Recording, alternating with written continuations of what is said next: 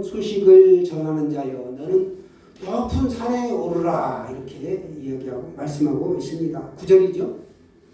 아름다운 소식을 시온에 전하는 자여 너는 높은 산에 오르라. 높은 산에 오르라. 우리가 길을 잃었을 때도 계곡으로 계속 가는 게 아니고 높은 산에 올라야만이 갈 방향을 알 수가 있는 것처럼 높은 산에 오르라. 이건 무슨 뜻인가 하면은 우리나라에도 역사적으로 보면 외적의 침입을 알리기 위해 봉화대가 있었고 봉수대가 있었단 말이죠. 그것처럼 파수꾼이 잘 관찰할 수 있도록 높은 산 꼭대기에 망대를 지었다라는 것이죠. 그 꼭대기에서 전쟁의 승패의 소식을 알 수 있고 또 뭐 어떤 다른 깊은 소식, 무슨 상황이 벌어지고 있는지를 파수꾼이 잠자지 않고 거기서 지켜보고 했다. 그런 모습에서 착안된 것이 바로 오늘 말씀이죠. 높은 산에 오르라 라는 전령의 모습에서 착안한 것입니다. 이것은 하나님의 말씀을 선포하는 것이죠. 아름다운 소식을 예루살렘에 전한 자여 너는 힘써 소리를 높이라 라고 말씀합니다. 아름다운 소식은 뭔가 하면 바벨론의 포로로 잡혀갔던 이스라엘 백성들의 귀한 소식, 그들이 다시 돌아오는 것을 보는 것이고, 장차 성육신하여 이 땅에 오실 예수님, 곧 하나님, 곧 예수 그리스도를 기다리는 그 그리스도에 관한 소식을 말씀하고 있습니다. 우리는 내일 성탄절을 앞두고 이런 구약 성경의 예고편 중에 한 본문을 보고 있습니다. 이사야라는 그 선지자의 이름의 뜻은 여호와는 구원이시다. 그러니까 복음을 증거하기에 너무나 적합한 이름이죠. 그 이름이 그 사람을 말해주는 것처럼 이사야, 정말 딱 맞는 이름인 것 같습니다. 특별히 이사야 53장의 말씀 보시면 예수 그리스도의 고난에 대해서 아주 리얼하게 예고해주고 있는 것을 볼 수 있습니다.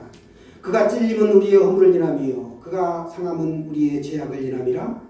그가 징계를 받음으로 우리가 평안을 누리고 그가 채찍에 맞음으로 우리가 나음을 입었도다. 아멘이시죠? 아멘. 오늘 본문은 이사야 40장에 기록된 예고의 말씀입니다. 이사야 선지자가 있을 때 예수님은 이 땅에 오시지를 않았죠. 암담한 그런 시기에 왕족인 이 이사야가 선지자로 쓰임받는 것을 우리가 볼 수 있습니다. 그러니까 이 소식, 아름다운이라는 말은 소식을 전하다, 기쁜 소식을 전하다 이런 뜻이 있어요. 아름다운 소식을 전한다, 기쁜 소식 뭔가요? 복음이죠. 복음이 곧 예수 그리스도다. 예수 그리스도가 복음이라는 거예요. 복된 성도들 되시는 길은 예수 그리스도를 널리 전파하는 거죠. 우리가 복음을 전할 수 있기를 바랍니다. 오늘 이 기쁜 소식을 듣고 많은 사람들에게 우리가 들려줘야 하는 의무가 있습니다.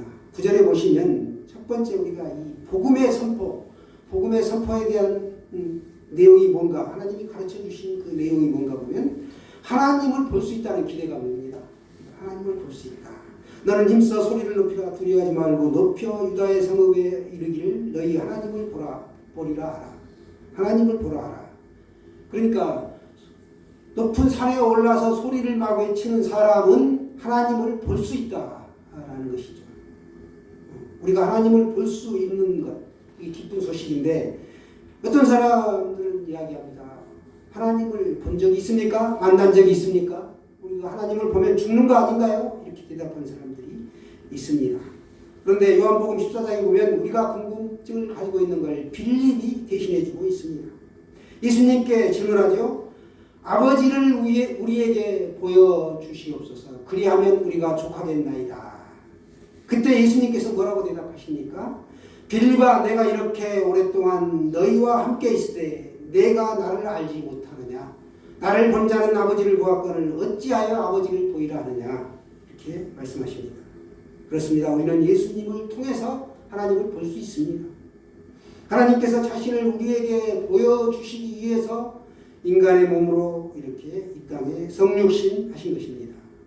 우리가 볼 수 있고 만날 수 있게 해주신 것, 그건 뭘로 볼 수 있느냐? 요즘은 성경을 통해서 우리가 예수님을 만날 수 있고 하나님을 볼 수 있다라는 것입니다. 성경을 읽다 보면 우리가 예수님을 만나게 되고 예수님과 교제할 수가 있습니다. 기도를 통해서, 찬양을 통해서, 말씀을 읽고 묵상하다가 우리가 하나님을 만날 수 있습니다. 우리의 신앙의 연조가 깊어가면 깊어갈수록 우리의 눈에는 하나님 말고 다른 게 보이지 않아야 되는 것이죠. 그러니까 나무를 보아도 하나님 보이고 풀을 보아도 돌멩이 하나를 봐도 조그마한 뭐 아주 사소한 것을 봐도 하나님이 거기에 나타나 있어야 한다라는 것이죠. 이게 바로 믿음이 있는 사람들의 생각입니다. 여러분 하나님을 보셨습니까? 하나님을 만나셨습니까? 이제 우리는 하나님을 볼 수 있습니다. 사람의 모양으로 오신 예수 그리스도가 우리를 만나주셨고 이것이 우리에게는 복된 소식입니다. 이 소식을 이제 우리가 전해줘야 한다라는 것이죠. 죄인과 피조물들이 모두 세상을 창조하신 하나님을 아버지라 부를 수 있는 특권을 주셨다. 양자를 삼아주셨기 때문에 전에도 말씀드렸지만 우리가 그 하나님의 그 모든 능하신 권능과 가지고 계신 것들을 양자이기 때문에 다 그대로 물려받을 수가 있다. 집안에 장남이 모든 걸 물려받는 것처럼 이렇게 물려받을 수 있다라는 것이죠. 기도와 믿음을 통해서 우리가 필요한 도움을 그때그때 받을 수 있습니다. 우리는 언제든 하나님을 볼 수 있고 만날 수 있다라는 것입니다. 두 번째는 그러니까 우리가 긍지를 가지고 자부심을 가져야 합니다. 두 번째 복음의 선포는 그분이 강한 자로 임하셨다라는 것입니다. 이사야 선지자 시대에는 그분이 강한 자로 이 땅에 임하실 것이다 라고 예언을 하신 것이죠. 그 내용 속에는 이스라엘의 범죄로 이스라엘 백성들이 바벨론의 포로로 끌려갔습니다. 그걸 예언했고 포로되어 끌려가는 신세가 얼마나 처량하고 한없이 자기들을 구출해달라고 기도하고 하나님을 또 원망하고 했겠습니까? 이때에 이스라엘에 강한 자를 보내주신다라고 말씀하고 계십니다. 마치 사울왕 시대의 골리앗이 이스라엘 백성들을 모욕합니다. 그때 그 사람을 상대할 사람이 없었죠. 그때 나타난 사람이 바로 해성처럼 나타난 사람이 누군가 다윗이었다는 것이죠. 어느 누구도 골리앗 앞에 감히 나서려고 하는 사람이 없을 때 다윗이 나타났고 사울왕은 다윗이 큰 역할을 감당할 것이라고 전혀 생각하지 못했습니다. 그런데 이 소년 다윗이 물맷돌을 던지자 골리앗의 이마에 정통으로 박히죠. 그 골리앗이 그 자리에서 죽습니다. 기대 안 했던 이 다윗이 그 능력을 행할 수 있었던 것은 무엇인가? 하나님의 능력을 입었기 때문에 그와 같은 역사가 일어난 것이죠. 오늘 말씀합니다. 10절에 보라 주 여호와께서 장차 강한 자로 임하실 것이요 친히 그 팔로 다스릴 것이라. 보라 상급이 그에게 있고 보응이 그 앞에 있으리라. 주님을 믿고 따르는 사람은 주님께서 강한 팔로 안아주시고 상급을 주신다라는 것입니다. 강한 자로 이 땅에 예수님은 오셨습니다. 여러분 우리 예수님은 진정한 강한 자이십니다. 그런데 예수님의 그 겉모습 속에서 사람들은 많이 실망을 하지요. 그가 병든 자를 고치고 안진뱅이를 일으키고 여러 가지 죽은 사람을 살리고 기적들을 행할 때 과연 메시아다라고 그들은 칭송했는데 어느 날 보니까 갑자기 힘없이 십자가에 달려 돌아가시는 겁니다. 그 못 박히는 모습을 통해서 사람들은 한없이 실망하였습니다. 예수가 기적을 일으키고 성전에서 혁명을 일으킬 때 사람들은 흥분했지만 후에 그렇게 형편없이 그냥 죄인의 모습으로 나약하게 돌아가시는 걸 보고 실망했다는 것이죠. 그리고 그 사람들은 예수님을 메시아라고 인정하지 않았습니다. 메시아, 기름 부음 받은 자죠. 그리스도, 헬라어로는 그리스도이고 왕, 선지자, 제사장에게는 기름 부어서 그 직분을 감당하게 했는데 예수 그리스도는 삼중직을 다 가지고 계신 분이십니다. 예수님이 복음이십니다. 그 복음은 죽지 않습니다. 예수님은 십자가에 돌아가셨지만 복음 속에는 능력이 있기 때문에 예수님은 죽지 않았습니다. 다시 부활하셨고 지금 하늘 보좌에 계십니다. 예수님은 하나님으로 하늘 보좌에 계신다는 겁니다. 지상에서 그 예수님은 이제 하나님으로 계신다. 이 땅에 계실 때는 우리가 예수님으로 불렀지만 성부, 성자, 성령 삼위일체 하나님이시기 때문에 하늘 보좌에 좌정에 계십니다. 일본의 기독교 작가인 엔도 슈샤코의 작품에 침묵이라는 작품이 있는데요. 여기 보면은 천주교가 일본에 처음 들어올 때 엄청난 피박을 받습니다. 우리나라도 마찬가지였죠. 그래서 믿음을 지키다가 끝까지 순교하는 사람들이 숱하게 발생됩니다. 그때 말로 표현할 수 없는 온갖 박해와 고문을 받게 되는데 예수를 부인하면 살려주겠다라는 겁니다. 그러면서 그들을 어떻게 대하는가 하면 바닷가에 끌고 가가지고 썰물이 들어올 때 십자가를 세워놓고 거기다가 부끄러 맵니다. 칭칭 동요매놓고 밀물이 들어오면 자연히 죽게끔 그 안에 예수님을 배반하면 살려주는 겁니다. 이걸 보고 신부가 막 기도하지요. 하나님께 간절히 기도합니다. 하나님 능력을 주옵소서. 저들을 긍휼히 주옵소서. 구원해 주옵소서. 그런데 그들이 그냥 다 죽는 겁니다. 그런데 이제 그렇게 죽으니까 막 원망했죠. 하나님 왜 능력을 나타내지 않느냐, 침묵하고 계시느냐. 그렇게 하는 가운데 그의 뚜렷한 음성이 그에게 들렸습니다. 나는 침묵하고 있는 것이 아니다. 그 고통을 함께 나누고 있을 뿐이다. 이것이 주님의 강함입니다. 주님은 없어지거나 죽거나 사라진 분이 아니시라는 거죠. 그 고통을 함께 하고 계셨습니다. 주님은 우리와 함께 고난받으시면서도 고난 속에서도 강하게 우리를 만들어 주십니다. 성도가 당하는 고난은 성도를 더 강하게 만드는 고난이다. 고난이 내게 유익이다. 라고 고린도전서에도 말씀하고 있습니다. 이스라엘 나라는 참으로 강한 나라입니다. 그래서 세계 경제를 움직이는 큰 손이 바로 이스라엘이죠. 유대인들은 돈을 어떻게 쓰느냐, 그 유대인들이 돈을 어떻게 쓰느냐에 따라서 세계 경제가 달라진다는 거예요. 미국이 엄청나다 해도 그 미국을 실제로 움직이는 게 유대인들입니다. 그래서 히틀러에게도 박해를 당했던 것이죠. 한마디로 그들은 고난의 민족이었고 고난을 당하면서 강해질 수 있었던 것이죠. 고난을 이겨내는 방법이 중요했던 것입니다. 고난을 어떻게 받아들이냐? 그게 중요했던 것입니다. 우리도 고난 속에 함께 하시는 예수님을 또 고난 속에서 우리 자신을 그 강하신 두 팔로 꼭 감싸고 우리와 함께 하신다는 것을 믿으시길 바랍니다. 메시아이신 그분은 강하신 분이라는 거예요. 그래서 온 인류를 구원하고 계십니다.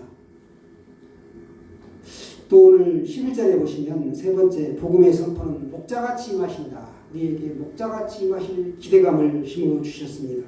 그런 목자같이 양무리를 먹이시며 어린 양을 그 팔로 모아 품에 안으시며 젖먹이는 암컷들을 온순히 인도하시리로다 라고 말씀합니다. 우리가 기다리는 예수님의 모습이죠. 그분은 목자같이 오십니다. 양을 먹이시고 품에 안으시고 온순히 인도하시는 참된 목자라는 것입니다. 뒤에도 보면 목자 그림이 있죠. 목자처럼 우리를 돌보십니다. 그래서 그분은 선한 목자다. 선한 목자는 양들을 위하여 자기 하나밖에 없는 목숨을 내어줄 수밖에 없다는 것이죠. 그러나 삭군 목자는 그렇지 않죠. 세상에서도 어느 누가 나를 위하여 목숨을 대신해 주겠다 이런 사람이 있다면 그 사람은 참 행복한 사람이죠. 무엇보다도 중요한 게 자기 목숨이기 때문에 어느 누구도 자기 목숨을 쉽게 내주려고 하지 않으실 겁니다. 그런데 예수님은 우리를 대신하여 우리 죄를 대신하여 십자가에 돌아가시고 3일 만에 부활하셨다라는 사실입니다. 나를 품어주시기 위해서 내 죄를 용서해 주시기 위해서 예수님이 그와 같은 일을 하신 것입니다. 그러나 사탄 마귀는 계속적으로 우리를 노리고 있습니다. 여러분 깨어 기도하시기 바랍니다. 하나님이 나의 보호자가 되시고 나를 강한 팔로 인도해 주십니다. 우리의 주님은 우리 곁에 서서 우리 자신의 그 크고 따뜻한 손으로 품어주시고 사랑해 주십니다. 우리가 그 예수님의 사랑을 받고 살아간다는 사실을 기억하시길 바랍니다. 더 나아가 용서받은 우리가 값없이 용서를 받았습니다. 용서받은 사람은 타인을 용서할 의무가 있습니다. 우리가 남을 용서한다는 게 쉽지 않죠. 내가 한 번, 두 번, 세 번 용서하지만 경우에 없이 계속하면 그걸 계속해서 용서한다는 건 쉽지 않죠. 우리가 기다리고 기대하는 예수님의 모습은 용서할 의무가 있다. 용서해라 라고 말씀하십니다. 우리는 예수님을 통해서 하나님을 볼 수 있고 그 예수님이 우리를 강한 팔로 붙들어 주시고 안아주신다라는 것입니다. 예수님은 선한 목자가 되십니다. 이제 우리가 해야 할 일은 우리가 복음을 전하는 아름다운 발길이 되어서 이 성탄의 계절에 많은 사람들에게 예수님이 이 땅에 왜 오셨는가 이 희망의 소식을 전해주시길 바랍니다.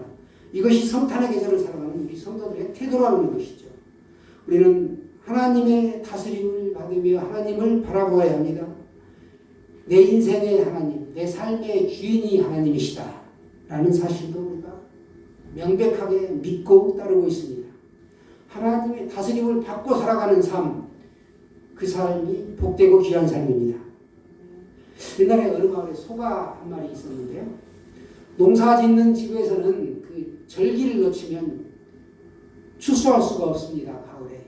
그래서 그 집에서 소를 배당하는 날이 마을 그 사람들 한 집 한 집 이렇게 소가 한 마리밖에 없기 때문에 소가 쟁기질을 하고 썰어지를 해야 되기 때문에 차례차례 배정받아서 농사를 짓게 되는데 하필이면 믿는 사람의 가정이 주일날로 당첨이 되었습니다. 선정이 되었습니다.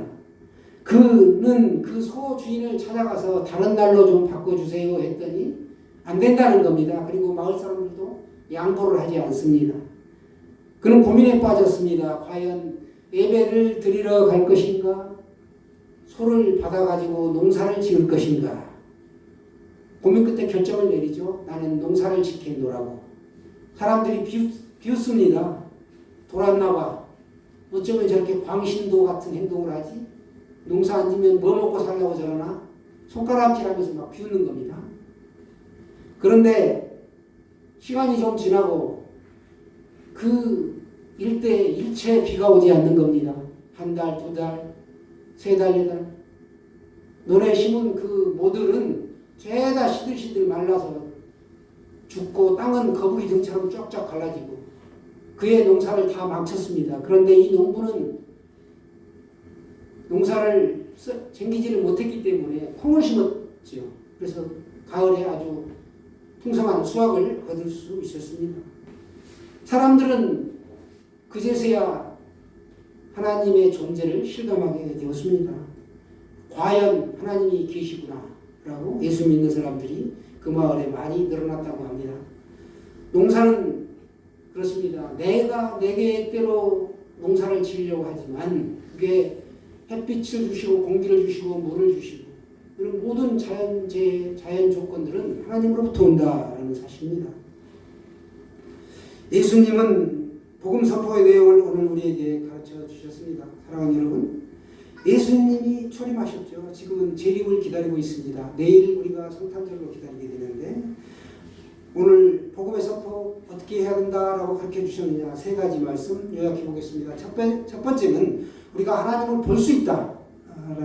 볼 수 있다. 어떻게? 성경을 통해서 하나님을 볼 수 있다라는 것이고 두 번째는 복음이신 예수님은 이 땅에 강한 자로 임하셨는데 다시 오신다라는 것이죠. 세 번째는 예수님은 우리들의 목자로 이 땅에 오셨다라는 것입니다. 이사야 선지자가 계실 때는 700년 전, 예수님이 오시기 전에 650년, 700년 전이기 때문에 당연히 오시지 않았죠. 지금은 오셨습니다. 2000년 전에 오셨고 예수님은 우리의 목자로 오셨다라는 사실입니다. 복음을 선포하는 자에게는 주님께서 두 손과 두 팔로 안아주시고 하나님을 보게 해주시겠다고 말씀하셨습니다. 또 목자처럼 우리를 인도해 주시겠다라고 말씀하셨습니다. 저 여러분이 복음을 선포하며 복된 인생 사시기를 축원합니다. 아멘.